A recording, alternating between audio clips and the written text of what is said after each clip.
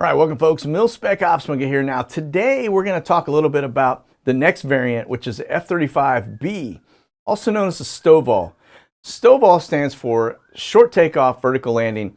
This aircraft is absolutely insane. It's almost like a transformer when it flies because everything opens up and it comes at you almost like a peacock. It just bows up, all the doors open up, lift fan hatch pops up, back nozzle points down, and the next thing you know, that forward lift fan producing 20,000 pounds of thrust just hovers that aircraft right in the air, just sticks it right there. It's a cool thing to watch. I remember watching first flight on this, and it was just simply amazing. Harrier is basically designed to hover, same kind of deal. Very heavy, and you may remember the Harriers had a lot of accidents, right? And that's one of the reasons why they're trying to get rid of this and put in a new one, because the Harrier killed a lot of pilots and they lost a lot of aircraft. Very difficult to fly. I know a couple guys that flew those, and I will tell you that thing has a pucker value of 10 on a regular basis, okay?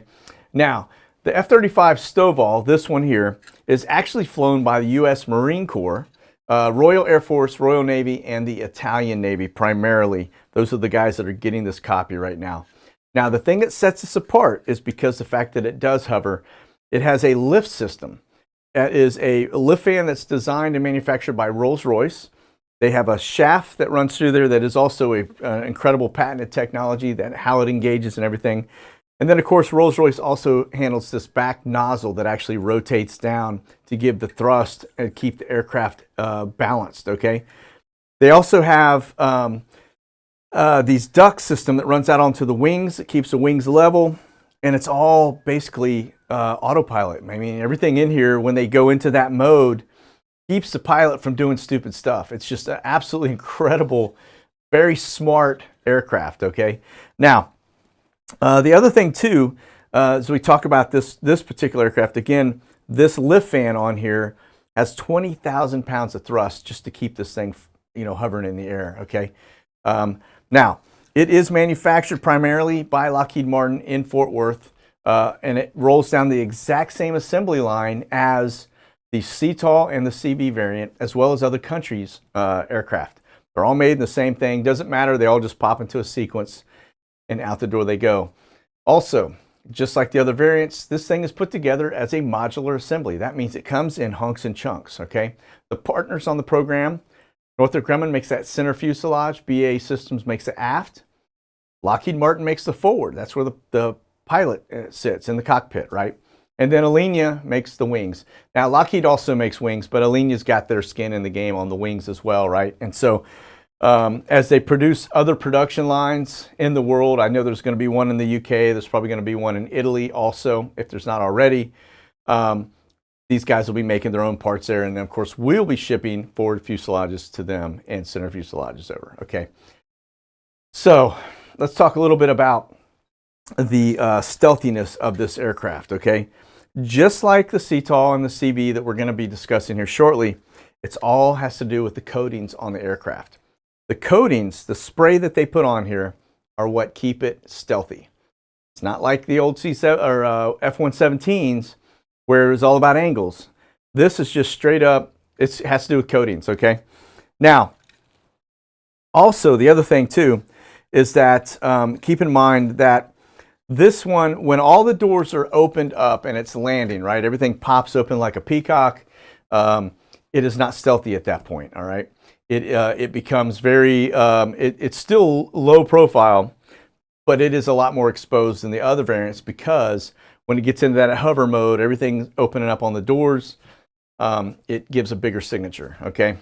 Now, the other piece to this that's really cool, and especially for the STOVL, is that helmet that is worn by the pilot, okay? It has that helmet-mounted display, and for the STOVL, it works out even better. It's not a matter of just flying and looking down and having eyes on target and not seeing an aircraft. It actually allows them to land safer than, say, for example, a Harrier, okay? And so this aircraft, because the pilot has his heads up in his helmet-mounted display, when he's coming into a carrier deck, whether it's night or day, he can look down through his legs, and because the cameras that are located on the wings of this aircraft and in the forward fuselage, he has no blind spots. He sees the carrier deck. He knows exactly how far away he is from it, and he knows he knows when he's landing.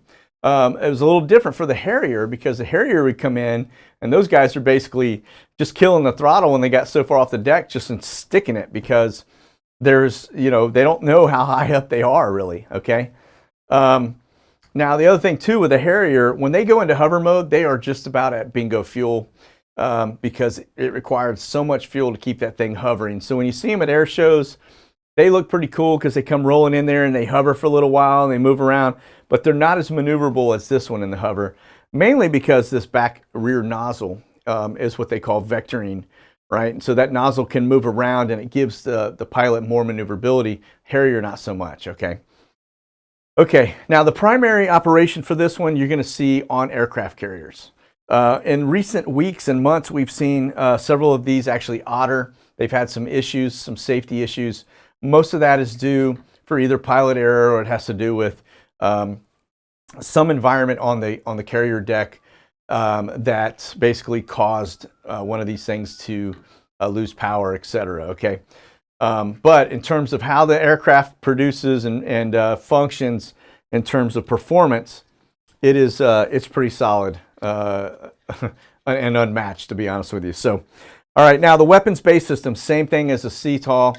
When this thing is flying, if it doesn't have any of the doors open, it is supersonic, or can be supersonic, and it is stealthy. As long as they stay below the supersonic side, it is very stealthy, okay? But as soon as they open those weapons bay doors to do a drop, it basically will, reveal itself. Again, it's a limited signature because of the coatings. But as long as that door is open, and of course it only opens for a second and a half, and it's back. This one's a little beefier, and I know the price per copy is also a little bit more than the other variants, but that's because you've got a lift fan system in here. You've got a lot more stuff to put into it for that to happen. Again, it's all smart technology. So the cockpit, again, is set up for that Xbox generation. It's got that 5th gen fighter feel to it, right? And so that's pretty much going to do it for the F35 STOVL. The next video we do, we're going to actually be bringing in and looking at the CV variant, which is a little bit different. Each one has its own nuances and different customers that fly them. So that's it. I hope you enjoyed this. We'll talk soon. God bless. Monkey out.